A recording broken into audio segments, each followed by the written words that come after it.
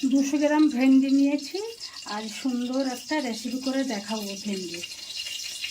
লবণ দিয়ে দিচ্ছি ভেন্ডিতে, হলুদ দিয়ে দিচ্ছি, আর দেবো একটু লঙ্কার গুঁড়ো।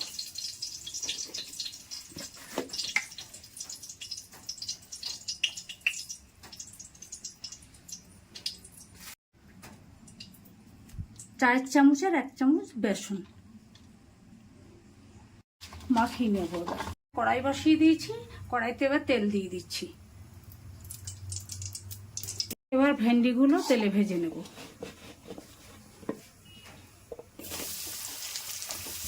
ভেন্ডিগুলো খুব ভালোভাবে ভেজে নিয়েছি, এবার তুলে নিচ্ছি। ভেন্ডি ভাজা তেলের মধ্যে কালো জিরে আর কাঁচা লঙ্কা দিয়ে দিচ্ছি। এবার পোস্ত বাটা দিয়ে দিচ্ছি, অল্প জল দিয়ে দিচ্ছি,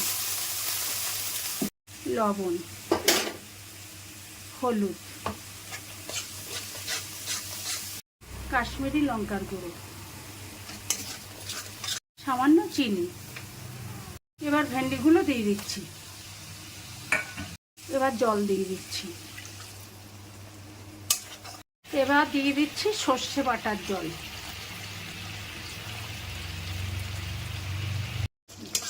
গ্রেভিটাকে আর কমাবো না, এবার নামিয়ে দেব।